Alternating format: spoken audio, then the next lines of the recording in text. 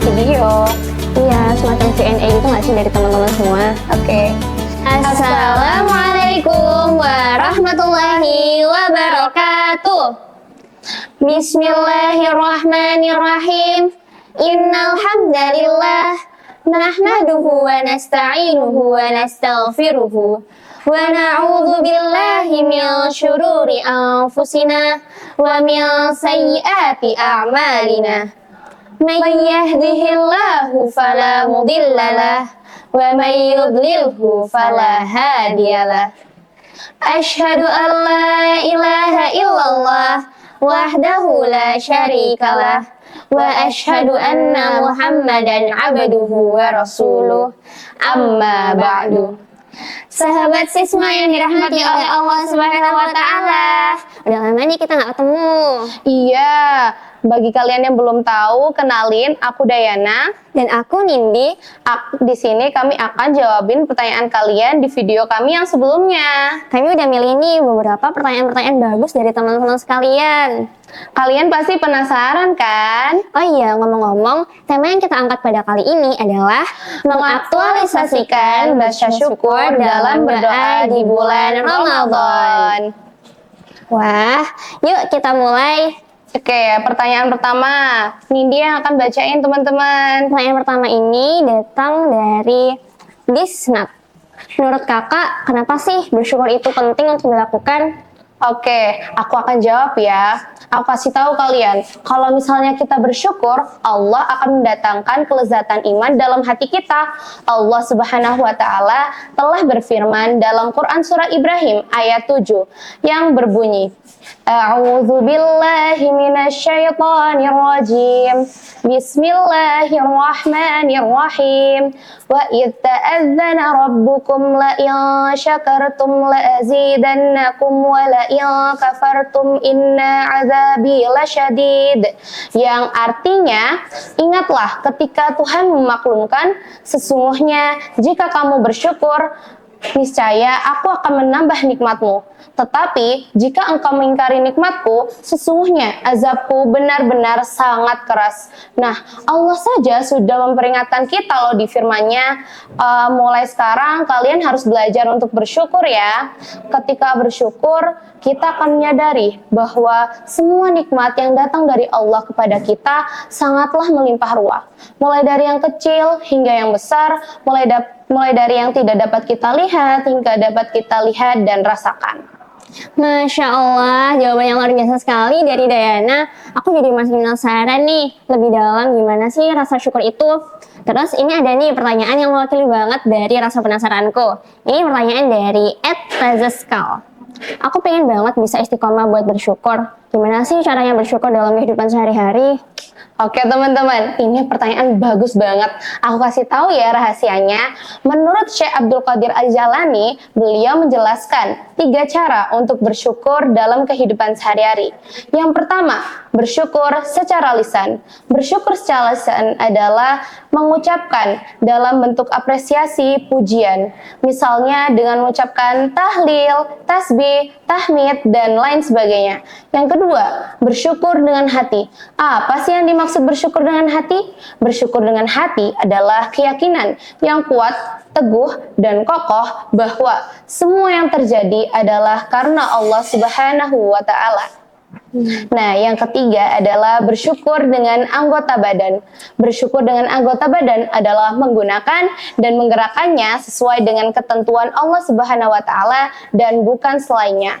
Misalnya, syukur dengan mata. Kita harus menjaga mata kita dari hal-hal yang diharamkan oleh Allah Subhanahu wa taala, seperti melihat sesuatu yang menimbulkan maksiat.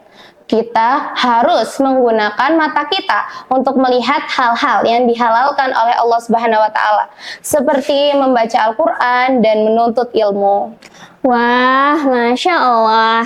Ternyata kita bisa ya menerapkan rasa syukur itu dengan berbagai cara di kehidupan sehari-hari. Bener banget. Oh iya, dari tadi kamu terus yang jawabin pertanyaannya, aku juga mau deh jawabin pertanyaan dari teman-teman.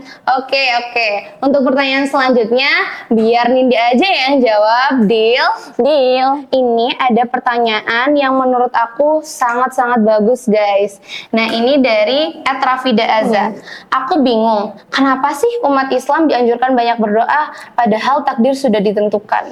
Wah, pertanyaan yang bagus banget nih. Aku mau jawab ya. Teman-teman, apakah kalian tahu bahwasanya di dalam Islam, berdoa memiliki keutamaan yang sangat besar. Hal ini dikarenakan berdoa merupakan bentuk ibadah yang menunjukkan ketergantungan seorang hamba kepada Sang Penciptanya, yakni Allah Subhanahu wa Ta'ala. Sebagaimana hadis yang diriwayatkan oleh At-Tirmizi nomor 2139, bahwasanya qala Rasulullah sallallahu alaihi wasallam, la yaruddul qadara illa du'a wa la yazidu fil umri illa birru. Yang artinya tidak ada yang dapat menolak takdir kecuali doa, dan tidak ada yang dapat memperpanjang umur kecuali kebajikan. Masya Allah, teman-teman, apakah kalian sadar bahwa hadis tersebut telah menjelaskan bahwa sebegitu pentingnya dan sebegitu banyaknya keutamaan dari doa sampai-sampai bisa menolak takdir loh. Apakah kalian tidak mau? Apalagi jika kita berdoa dengan penuh ketulusan dan keikhlasan kepada Allah Subhanahu wa Ta'ala. Waduh, teman-teman, sangat menjawab pertanyaan kita ya. Ternyata berdoa itu bisa menolak takdir. Aku juga baru tahu loh. Untuk pertanyaan selanjutnya ini relate banget sama kita. Pasti banyak dari kalian yang mikir sama. Dari @saturedai. Boleh nggak sih mendoakan keburukan untuk orang lain? Apa benar bisa balik ke kita? Astagfirullahaladzim. Tapi jujur ini pertanyaannya bagus banget sih menurutku. Bener. Karena aku yakin dari teman-teman yang nonton ini pasti ada juga yang sepemikiran dan bertanya-tanya soal masalah ini.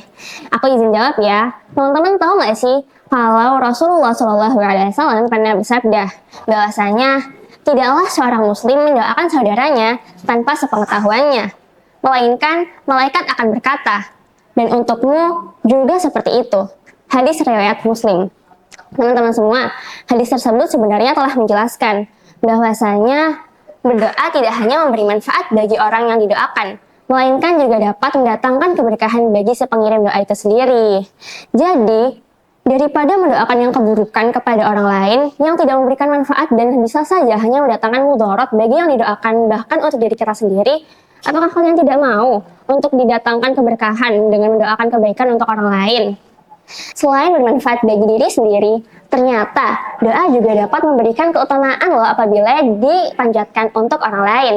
Karena berdoa untuk diri sendiri dan untuk orang lain mencerminkan rasa rendah hati dan kesadaran bahwa segala sesuatu di dunia ini terjadi atas kehendak Allah Subhanahu wa Ta'ala. Ketika seorang muslim mendoakan saudaranya, berarti ia telah menanamkan sikap empati dan kepedulian yang pada akhirnya akan mempererat hubungan tali silaturahmi dan membuat hubungan masyarakat yang lebih harmonis seperti yang telah diajarkan di dalam Islam. Selain itu, mendoakan orang lain juga dapat mendatangkan ukhuwah Islamiyah loh. Apa itu ukhuwah Islamiyah? Jadi gini, ketika seorang muslim mendoakan saudaranya, ia akan mempererat tali persaudaraan dan menciptakan hubungan hati yang lebih kuat antar sesamanya. Wah, Masya Allah, kita jadi dapat ilmu baru nih teman-teman. Mulai sekarang, doakan baik-baik ya untuk saudara sama muslim kalian. Betul tuh. Oh iya, kita masih ada satu pertanyaan lagi nggak sih, Day? Oh iya, ini pertanyaan yang menurut aku simple tapi sangat bermakna, guys. Iya, ini pertanyaannya. Aku bacain ya, aku spill. Yang ini dari akun @sammoron. Pertanyaannya adalah, katanya bersyukur bisa dilakukan dengan cara berdoa. Kok bisa?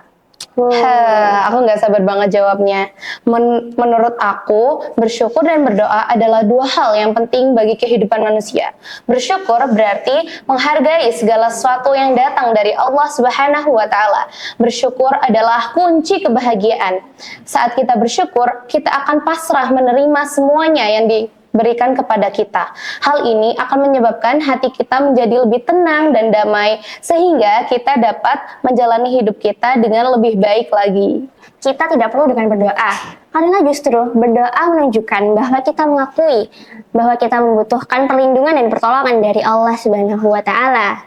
Karena apakah kalian sadar teman-teman, di dalam kehidupan tidak selalu segalanya berjalan lancar. Ada kala kita merasa lelah, kecewa, dan kurang bersemangat. Bener banget. Nah, karena itu bersyukur dan berdoa adalah dua hal yang dapat membawa kita melewati masa-masa sulit tersebut. Dengan demikian, teman-teman semua, marilah kita bersama-sama untuk menunjukkan rasa syukur kita kepada Allah Subhanahu wa Ta'ala dengan cara berdoa dan saling mendoakan kebaikan antar sesama manusia. Sahabat Sisma yang dirahmati oleh Allah Subhanahu wa Ta'ala, marilah kita berzikir sebelum berbuka. Bismillahirrahmanirrahim. Asyhadu an la ilaha illallah, astaghfirullah, nas'aluka ridhaka wal jannah, wa na'udzu bika min sakhatika wan nar. Asyhadu an la ilaha illallah, astaghfirullah, nas'aluka ridhaka wal jannah, wa na'udzu bika min sakhatika wan nar. Asyhadu an la ilaha illallah, astaghfirullah, nas'aluka ridhaka wal jannah, wa na'udzu bika min sakhatika wan nar. Allahumma innaka afuwwun karim, tuhibbul afwa fa'fu anna. Allahumma innaka afuwwun karim, tuhibbul afwa fa'fu anna. Allahumma innaka afuwwun karim, tuhibbul afwa fa'fu anna ya karim. Selamat berbuka. Semoga amal ibadah kita diterima oleh Allah Subhanahu wa Ta'ala. Wallahul muwaffiq ila aqwamit thariq. Wassalamualaikum warahmatullahi wabarakatuh. Akhirnya udah selesai ya, Nin. Iya, bentar lagi kan Idul Fitri. Iya, tadi aku lihat di situ ada kue lebaran tahu. Mau lihat-lihat nggak? Oh, ayo. Ya, Kayaknya enak nih. Kayaknya ini gak sih, Nin, makanan di sini ini? Iya nih, wah. Wow. Kue nastar kesukaanku banget tahu. Coba beli aja, Nin. Kayaknya cocok buat di rumah kamu. Aku Iya. mau beli ini, lidah kucingnya. Wah. Ayo kita beli. Iya. Mas, yang ini ya. Iya.